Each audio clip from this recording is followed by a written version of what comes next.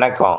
செல்வகுமாரின் அதிகாலை வானிலை ஆய்வறிக்கை. அதிகாரப்பூர்வ வானிலை அறிக்கைக்கு இந்திய வானிலை ஆராய்ச்சித்துறை அறிக்கையை பார்க்கவும். 2026 ஜூன் 23 செவ்வாய்க்கிழமை அதிகாலை நிலவர வானிலை பதிவு. நேற்றைக்கு பல மாவட்டங்கள்ல மழை பொழிந்தது. கடலோர மாவட்டங்களுக்கு வரும்பொழுது தெற்கு காற்றின் தீவிரம் காரணமாக சற்று செயலிழந்த வடிவிலே காணப்பட்டது. அதாவது தெற்கு டெல்டா வர வேண்டிய மழையை தெற்கு டெல்டாவிற்கு வர வேண்டிய மழை மன்னார்குடிக்கு வடக்கே தள்ளியது. இருந்த போதிலும் பேரையூர், ஒரத்தநாடு, மன்னார்குடி இடைப்பட்ட பகுதியை நெருங்கிய மழை மன்னார்குடிக்கு வரும்பொழுது காற்று தூறலுடன் கொடுத்து அப்படியே கும்பகோணம் பகுதிக்கு வழக்கம் போல நீடாமங்கலம், கும்பகோணம் இடைப்பட்ட பகுதி வழியாக தள்ளப்பட்டு மயிலாடுதுறை மாவட்டத்தின் பகுதிகள் நோக்கி கனமழை பொழிவாக கொடுத்தது. இன்னும் சென்னை உள்ளிட்ட வடகடலோர பகுதிகளிலையும் வட உள் பகுதிகளிலையும் திருவண்ணாமலை உள்ளிட்ட திருப்பத்தூர், வேலூர், ராணிப்பேட்டை மற்றும் திருவள்ளூர் மாவட்டத்தோட திருவள்ளூருக்கு வடக்கே ஊத்துக்கோட்டை இடி மின்னல் சூறைக்காற்றுடன் கனமழை. ஊத்துக்கோட்டை மற்றும் அதன் சுற்றுவட்டார பகுதி திருவள்ளூருக்கும் ஆந்திர எல்லையோரத்திற்கும் இடைப்பட்ட பகுதி வழியாக மழைப்பொழிவை கொடுத்து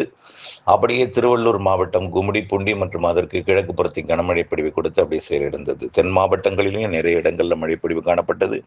அதன் அடிப்படையில் பார்த்தீங்கன்னா நேற்றைய மழைப்பொழிவு தூத்துக்குடி மாவட்டம் தெவிசிபுரம் இங்கே ஒரு 32 மில்லிமீட்டர் பெய்திருக்கிறது. கிட்டத்தட்ட 3 சென்டிமீட்டருக்கு மேல் மழை பொழிந்திருக்கிறது. அடுத்தபடியாக சேதுபுரம், சிவகங்கை மாவட்டம் ககுடி 20 மில்லிமீட்டர், ராமநாதபுரம் சிவகங்கை மாவட்ட எல்லையிடம், அபிராமம் ராமநாதபுரம் மாவட்டம் 22 மில்லிமீட்டர் மழை பொழிந்திருக்கிறது. மேலும் பார்த்தீங்கன்னா மேல குட்டமல்லூர் அது 26, ராமநாதபுரம் மாவட்டம் 26 மில்லிமீட்டர் மழை பொழிந்திருக்கிறது. பார்த்திபனூர் 52 மில்லிமீட்டர் பெய்திருக்கிறது பார்த்திபனூர். மேலும் பார்த்தீங்கன்னா வெடியாரந்தல் அதுவும் நல்ல மழை பொழிவு. மானாமதுரை 18 மில்லிமீட்டர் மழை பொழிந்திருக்கிறது. அடுத்தபடியாக பார்த்தீங்கன்னா முடிகரை 40 மில்லிமீட்டர் மழை பொழிந்திருக்கிறது சிவகங்கை மாவட்டம் இது. அடுத்தபடியாக மராணி 21 மில்லிமீட்டர். இதுல உச்சரிப்பு தவறா இருக்கும், ஏன்னா அப்படித்தான் அதுல போட்டிருக்காங்க வருவாய்த்துறை. இதுல தேவக்கோட்டை 21 மில்லிமீட்டர். ஏன்னா இதெல்லாம் கிராமப்புற பகுதிகள்.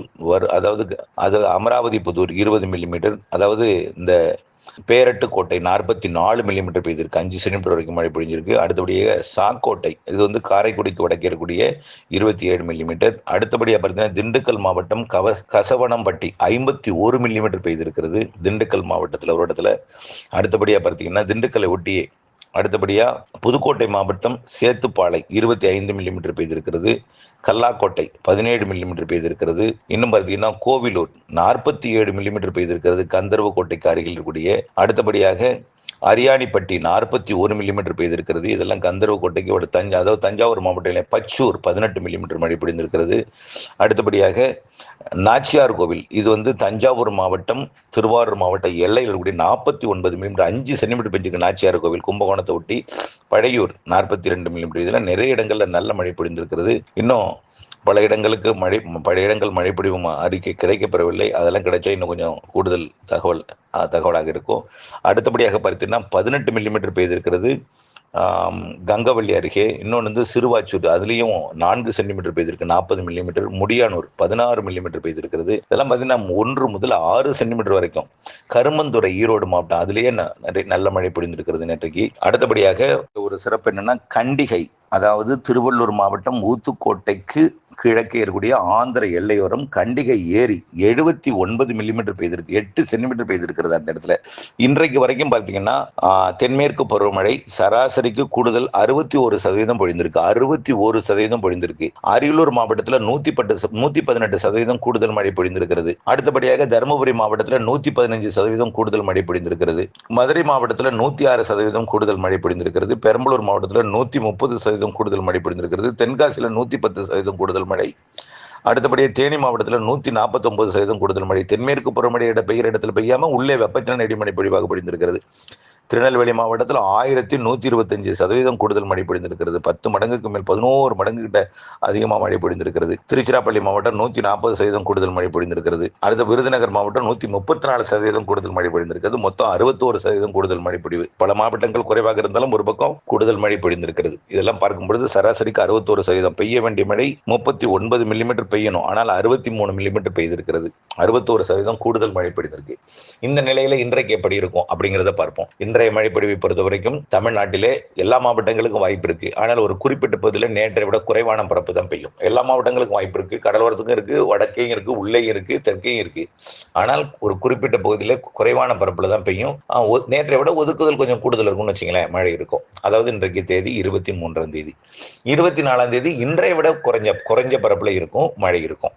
25 கூடும், நேற்றைக்கு போல இருக்கும். 25ஆம் தேதி கூடுதல் பரப்பு எந்த மாவட்டத்துக்கு எந்த இடத்துல பெய்யணும் சொல்ல முடியாது. ஏன்னா வெப்பச்சலன தென்மேற்கு பருவமழை, புரியுதுங்களா?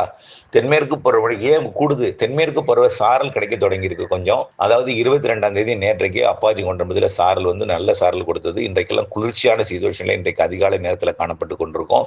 கேரளாவில் நல்ல மழை பொழிந்து வருகிறது. கேரளாவிட கர்நாடகாவில் கூடுதல் மழை பொழிந்து வருகிறது. கர்நாடகாவிட கோவா கூடுதல் மழை பொழிந்து வருகிறது. காற்று சுழற்சி ஆந்திர கரை மன்னிக்கவும், கேரள கரையோரம் நீடிக்க வேண்டியது கர்நாடக கரையோரம், கோவா கரையோரம் நீடித்துக் கொண்டிருக்குன்னு ஏற்கனவே சொன்னோம். இது கொஞ்சம் கொஞ்சமா கேரளாவிற்கும் மழை பொழிவை கொடுக்கும் வகையில் சாதகம் அமையும். 28, 29, 30ஆம் தேதி 28, 29, 30 முழுமையான ஒரு சாரலை கிடைக்க தொடங்கும். இன்னைக்கு தேதி 23. இதுல 25ஆம் தேதி இன்றைய அப்படியே 23 விட 24 கூடும், 24 விட 25 நல்லாவே கூடியிருக்கும். 25ஆம் தேதி ஒடிசா ஆந்திர பிரதேச கரையை ஒட்டி காற்று சுழற்சி உருவாகி தெலுங்கானா நோக்கி நகரப்போகுது. அது அப்படியே மகாராஷ்டிரா நோக்கி உள்ளே போக போகுது. இந்த காற்று சுழற்சி காரணமாக காற்று குவிதல் என்பது ஆந்திர எல்லையோர தமிழ்நாட்டின் மாவட்டங்களுக்கும், கர்நாடக எல்லையோர தமிழ்நாட்டின் மாவட்டங்களுக்கும், கர்நாடகாவிற்கும், ஆந்திர பிரதேசம், தெலுங்கானாவிற்கும் மழைப்பொழிவை கொடுக்க போகுது. அதே நேரத்தில் காற்று கொஞ்சம் தேக்கம் ஏற்பட்டு வட உள் மாவட்ட பகுதிகளிலையும் ஆங்காங்கே மழை இருக்கும். 25, 26 தேதிகளில் வட சென்னை உட்பட 25, 26 சென்னை மற்றும் அதன் ஒட்டியுள்ள வட கடலோர மாவட்டங்கள், வட உள் பகுதி, ஆந்திர கர்நாடக எல்லையோர பகுதி, கேரளாவிற்கு 25லிருந்து படிப்படியாக தென்மேற்கு பருவமழை வலுக்கும். 28, 29 சாரல் பாலக்காட்டு கணவாயில உள்ளே நெகமம், கர்மாபுரம், காட்டம்பட்டி வரைக்கும் வரும்.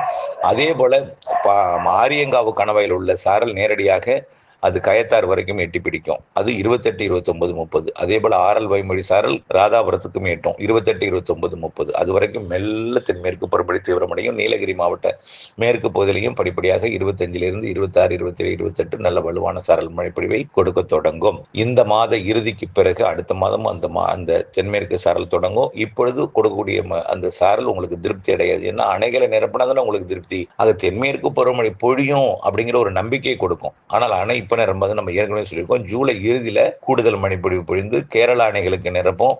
கர்நாடகாவின் காவிரி நீர்பிடி பகுதிகளில் ஜூலை இறுதி மாதத்துல 15 நாள் நல்ல மழைப்பொழிவை கொடுக்கும். அதே போல அது அப்படியே தொடரும் ஆகஸ்ட் 10 தேதி வரைக்கும். ஆகஸ்ட் 10 தேதி அணைகளை நிரப்ப வாய்ப்பு இருக்குது, கர்நாடக அணைகளையும். அதே போல நீலகிரி மாவட்ட பவானிசாகர் நீர்பிடிப்பு பகுதிகள் மற்றும் பரம்பிக்குளத்தோட நீர்பிடிப்பு பகுதிகள், சோலையாறு பகுதி, அப்புறம் பாத்தீங்கன்னா கொடைக்கானல் மலைப்பகுதி, இங்கு கன்னியாகுமரி எல்லாம் இந்த மாத இறுதியிலிருந்து அடுத்த மாதம் 15லிருந்து கொஞ்சம் வலுத்து ஆகஸ்ட் முதல் 10 தேதி நல்லா கொடுத்து, ஆகஸ்ட்ல ஒரு 5 தேதி ஒரு 5 நாள் இடையில மத்தியில கொஞ்சம் கேப் கொடுத்து மீண்டும் ஆகஸ்ட் 15லிருந்து வலுப்புறம். ஆகஸ்ட் 15லிருந்து கொடுக்கக்கூடிய மழை தான் வலுத்த பலத்த மழையாக இருக்கும். அது வரைக்கும் நீங்க பல்ல கடிச்சிட்டு பொறுமையா இருந்தாங்கன்னு, வேற வழியே இல்லை. எப்பொழுதுமே ஆகஸ்ட்ல தான் மழை பெய்யும், எப்பொழுதுமே ஆகஸ்ட்ல தான் அணைகளை நிரப்பி இருக்கு. ஆனால் இப்ப இந்த எல்னினோ என்கின்ற ஒரு சைட் எஃபெக்ட் செய்தி உங்களை மன உளைச்சலை ஏற்படுத்தி இருக்கு.